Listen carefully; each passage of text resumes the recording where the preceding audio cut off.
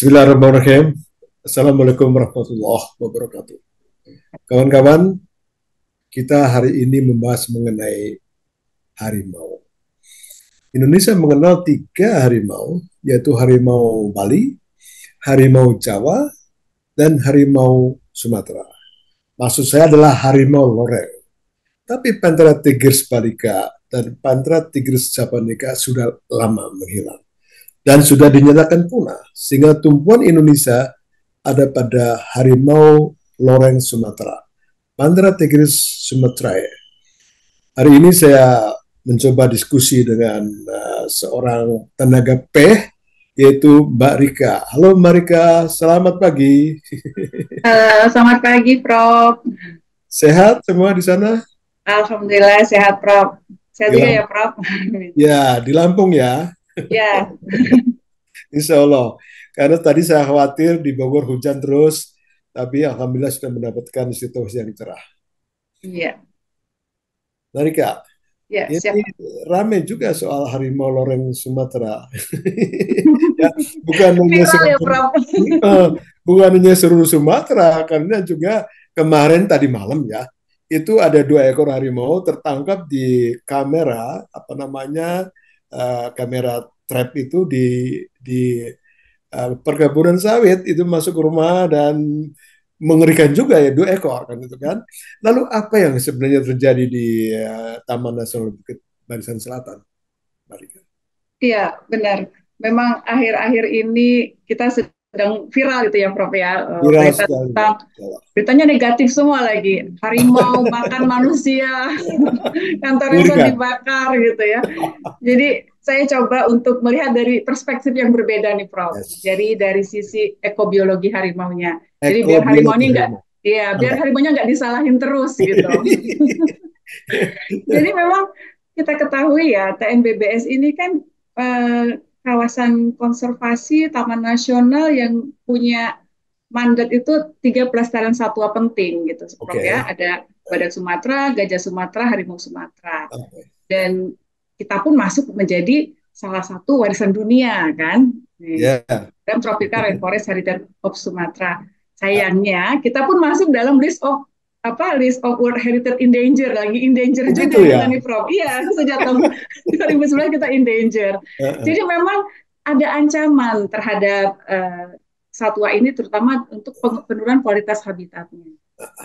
Nah, jadi memang tantangan terbesar lah ya kita sebagai pengelola di TNBBS ini ya, karena Oke. memang kita ketahui Hmm. bentuk TNBBS kan, Prof tahu ya, Prof, Ya, ya. lurus memanjang gitu kan, sempit gitu ya, Uh, luasnya 313.572,40 hektar gitu, Oke. kemudian menjadi habitat satwa juga, jadi memang Hmm. menjadi tantangan yang besar. Di Ya, situ ada masalah, ada pendudukan kawasan tanpa izin, karena kita ya. nggak boleh bilang perambahan, jadi bilangnya pendudukan kawasan tanpa izin. Tanpa izin. Ya, oke. Ada illegal logging, perburuan, Hmm. ada Hmm. jalan Hmm. dalam kawasan, jalan nasional dalam kawasan yang bikin fragmentasi. Ya. Kemudian ada desa-desa juga. Nah, yang viral akhir-akhir ini Hmm. beritanya dibilang harimau menyerang pemukiman, harimau Harimau. masuk kebun. Itu ya. Perlu saya Sebenarnya apa sampaikan, yang terjadi sebenarnya? adanya sebenarnya harimau itu di dalam kawasan TNBBS, Prof. Di habitat dia, Di habitat dia, di rumah dia. di rumah dia. Oh, Jadi gitu. saya Oke. akan menceritakan sebenarnya siapa sih harimau ini gitu kan, Oh iya yang ya. viral Setuju, ini. setuju. Jadi gini, Hmm. kejadian tanggal 8 Februari yang Oke. viral, satu orang meninggal itu yang Ya. almarhum Gunarso. Besoknya tanggal 9 Februari kan Ya. dipasang kamera trap di lokasi kejadian, Prof. Oke. Di lokasi kejadian pasang 2 kamera trap. Kemudian ternyata terkonfirmasi ada harimau melintas di lokasi itu jam 7 malam. Oke. Nah, siapa nih harimau ini nih kan? Nah, MBBS itu punya pangkalan data, Prof. Jadi saya dan teman-teman itu bikin Punya apa, pangkalan Mbak Rika? data. Sorry, Hah? tadi punya apa? BBS punya Pangkalan data individu pangkalan harimau, data. Oke. database. Jadi Database. katalog. Jadi Ya. kita bisa mengenali belang-belang tiap individu. Oke. Kan dulu Prof Hadi ngajarin tiap individu harimau itu kan lorengnya itu sidik jari ya, Prof. Nah, Ya. kita punya nih, setiap individu itu ada Ya. uh, apa pangkalan datanya. Kita cek lah si yang tertangkap di ini. Ternyata yang harimau yang tertangkap di lokasi kejadian itu identik dengan harimau yang terekam di sekitar Resort Sukaraja Atas. Jadi jauh tuh, Prof. Sukaraja Atas dengan Suwoh itu jauh, 21,9 kilo, beda kabupaten. Nah, jadi pelakunya ini ada di kamera trap di tahun 2019. Tertangkap itu? Iya, yang individu kita punya iya, di pangkalan data kita, dia itu ada di kamera trap 2019. Barangnya sama? Barangnya sama. Individunya kita sebut saja Mel 13.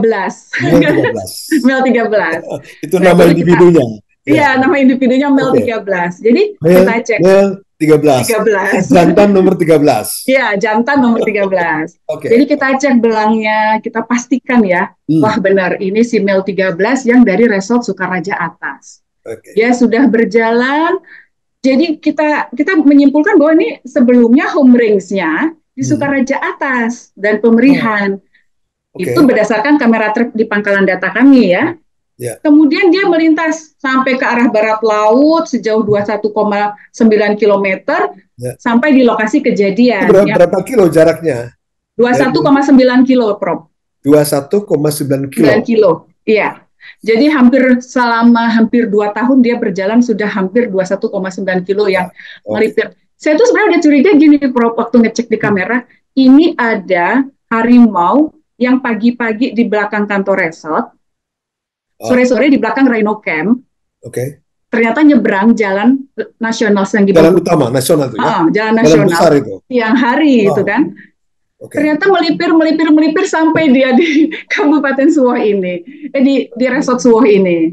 Nah, itulah kejadian dia kejadian tanggal 18 yang ada kejadian pertama itu. Nah, jadi kita melihat mengapa mereka itu melipir-lipir di tepi jalan menuju ke Suwoh? Nah, ini akhirnya kita coba lihat lagi nih, kenapa ya? Ternyata ini individu yang bukan residen, Prof. Jadi bukan yang menetap di teritori tertentu. Jadi dia ini ada individu yang transien, yang menjelajah. Dia bergerak terus gitu? Terus ya. Nah, jadi dia kan jantan. Terus kita estimasi dia ini jantan dewasa yang umurnya 5-10 tahun atau jantan tua yang 15 tahun. Nah, kemudian kalau kita lihat dari umurnya tadi, terus jelajahnya yang tinggi, ini nampaknya tidak mampu berkompetisi dengan individu yang residen itu. Kompetisi apa itu? Kompetisi kan di Sukaraja ini kan ada jantan 4. Nah, itu dia. Dia mampu dia. Ada muda. Maka dia mencari pasangan. Ya, betul. Dia mencari jalan. Akhirnya dia mencari wilayah teritori baru sampai mendapatkan yang sesuai ya. Idaman. Iya, mencari teritori baru. Nah, jadi ini juga untuk mengcounter berita nih, Prof ya. Kan suka dibilang gini, wah itu harimau hasil pelepas liaran. Tidak. Untuk hal ini bukan pelepas liaran. Saya bisa menyatakan dia adalah harimau asli TNBBS. Bukan hasil pelepas liaran. Seperti itu. Nah, itulah penyebabnya, Prof. Awalnya dia kenapa bisa sampai ke Suwoh tadi gitu. Baik mereka. Jadi kalau gitu kan begini ya, pergerakan daripada spesies khususnya harimau, maka tadi diduga karena juga mencari pasangan. Diduga karena di tempat asalnya dia nggak bisa berkompetisi. Macam kompetisi pasangan, kompetisi mencari pakan. Gimana kondisi pakan itu ceritanya itu? Nah, kalau dari hasil analisis kami ya, Prof ya, kami kan menganalisis itu bukan hanya individu harimaunya saja ya. Kami pasang TNBBS ini termasuk advance lah dalam hal desain survei untuk harimau ya, Prof. Dari utara sampai tengah itu kamera trap itu penuh lah untuk harimau ya.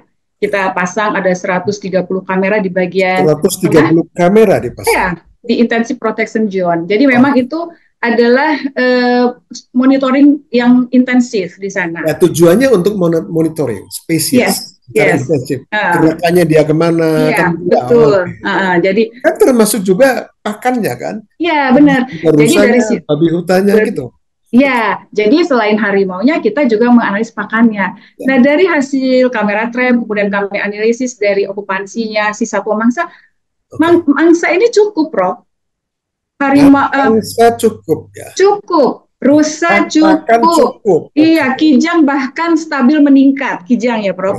Mungkin yang turun aja, yang turun tuh babi mungkin karena ASF kemarin kasus ASF, tapi dia sekarang mulai pulih. Tapi artinya secara umum ketersediaan pakan itu cukup di dalam kawasan.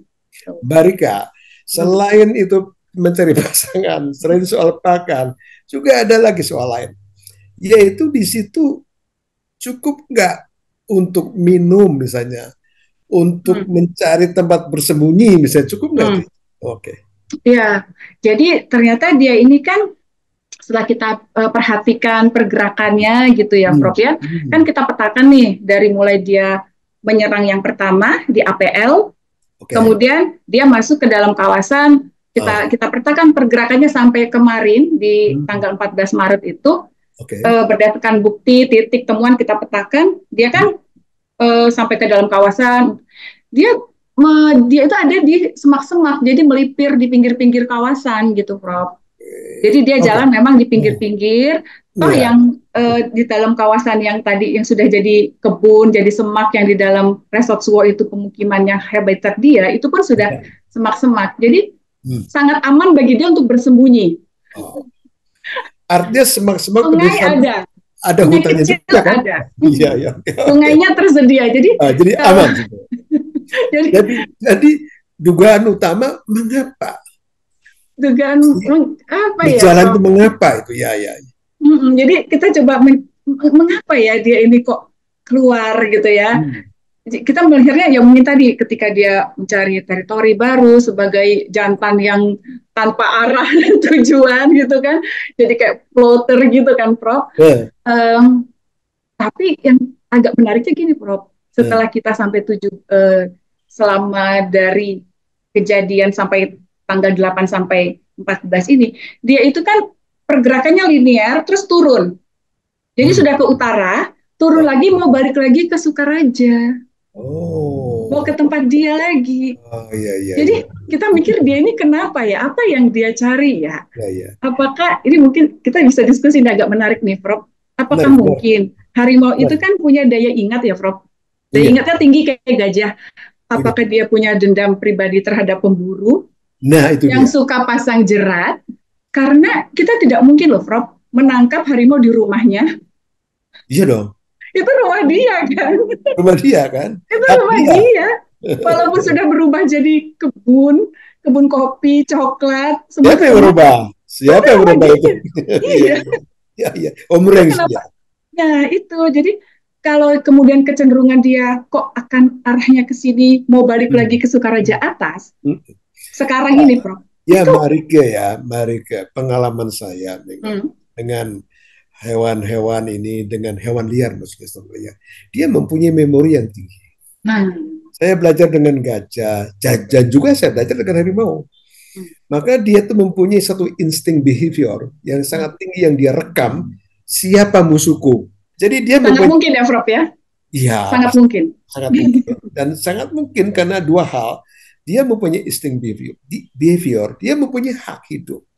Dia lindungi oleh Allah, bukan hanya kita loh. Dan sehingga dia diberikan naluri seperti itu dan lalu memberikan warning kepada kita semua, kau jangan ganggu aku lah, hati-hatilah kan gitu kan. Oke ya, tahap pertama saya kira behavior bagus sekali.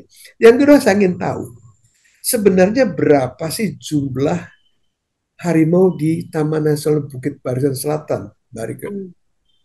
Oke, kalau di TNBB sendiri, karena tadi saya sudah sampaikan, kita sangat intensif melakukan survei dan monitoring ya, Prof ya, dari utara sampai selatan gitu ya. Kalau di utara, itu kita juga dengan kamera trap tahun 2017, itu kepadatan di utara itu ada 2,66 individu per 100 km, ada sekitar 13 individu. ada 16 individu di bagian utara. 16 individu. Bagian utara itu 16 individu, kepadatannya 1,1 per 100 km, agak kecil ya. Okay. Kemudian di selatan itu ada 13 individu, kepadatannya agak tinggi 2,66 per 100 km. Nah, yang intensif yang kita lakukan monitoring kan di tengah tadi yang saya sampaikan, intensive protection zone, kita punya IPZ seluas 100.000 hektar. Okay. Ini yang kemarin saya sempat diskusikan. Tahun 2015 dia jumlah individunya 28 individu, kepadatannya 2,8 per 100 km persegi. Di tahun 2019 itu kepadatannya turun, hanya 1,53 per 100 km persegi, individunya 14. Kemudian naik di 2022, kepadatannya itu 2,21 individu per 100 km persegi, dan seks rasionya ini stabil 1:3, Prof. 1:3. 1:3. Bagus sekali ya.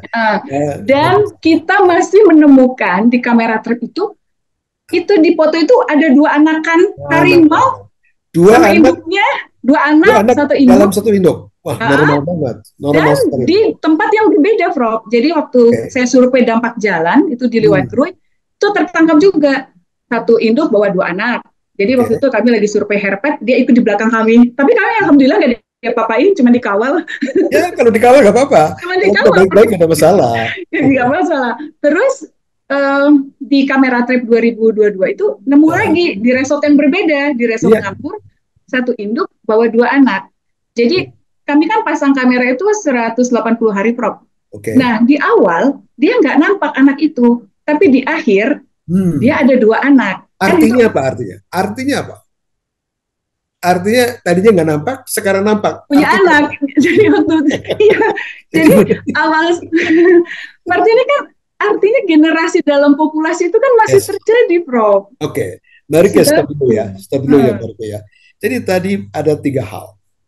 Pertama kali bahwa harimau yang kemarin ribut-ribut mencakar, mencekal, mematikan peladang, itu ternyata adalah di dalam kawasan. Iya. Kecuali yang pertama di luar kawasan di APL. Yang pertama di APL. Yang kedua di dalam kawasan. Nah, APL ini hanya 500 meter dari kawasan. Kawasan, oke. Artinya bahwa masih di habitat dia kan, masih di rumah dia kan, gitu kan. Jadi artinya selanjutnya bahwa ya inilah kalau kita menyebut ada konflik kepentingan antara manusia dengan antara manusia dan harimau.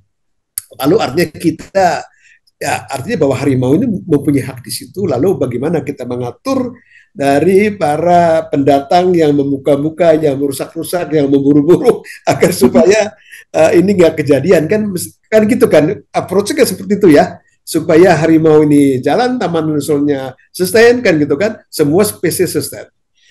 Mari itu saya melihat tadi ya, masih saya kembali ke penyebaran tadi. Utara dan selatan, di bagian selatan itu lebih padat populasinya ketimbang bagian utara. Kenapa, teman? Mungkin kalau di utara itu habitatnya itu sudah mulai terbuka ya, Prof ya. Jadi ada tempat yang memang udah bottleneck yang sudah hampir terputus juga itu di atas. Jadi dan menurut saya kurang ideal lah habitat itu untuk si harimau gitu ya, kurang ideal. Itu kalau di tengah kurang ideal di sudut daripada keamanan dia kan faktor pendukung, tempat pendukung, habitat kan ada syaratnya memang. Dibandingkan di selatan. Dibandingkan di selatan dan di tengah, ya. Tengah dan selatan. Mari itu harimau itu kan barisan itu kan berbukit-bukit. Jadi ada yang puncak, ada yang rendah. Itu kemana arahnya tuh? Apa dia di gunung aja atau turun ke bawah? Bervariasi, Prof. Ini atas, kemudian turun gitu ya. Ketemu di sungai, dekat sungai juga, di hutan gitu. Jadi kalau kita lihat kita kan lebih banyak melihat di kamera trap gitu ya. Memang dia lebih banyak aktivitas di dalam hutan. Tapi kalaupun kita ketemu di luar itu, misalnya di batas-batas kawasan seperti itu beberapa kali sering dijumpai. Seperti kan memang TMBBS ini kan buffernya itu adalah APL dan hutan lindung, Prof. Jadi menurut saya ya masih dalam satu landscape lah ya, satu satu wilayah seperti itu. Itu kan kalau saya lihat ya, harimau ini sangat ditentukan juga dengan sumber-sumber air. Berarti musim kemarau, musim hujan.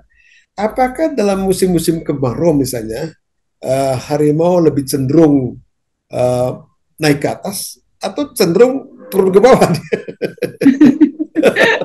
Iya, pada musim-musim tertentu itu kadang memang banyak kejadian interaksi negatif ya, Prof ya. Misalnya kayak sekarang ini lagi rame nih di lokasi resort yang lain, lapor nih Mbak ada harimau ya, turun nih gitu ya. Kemarin masuk sampai kelihatan oleh warga, warga takut, tapi aman kok, cuman mangsanya ayam sama anjing kata dia gitu kan.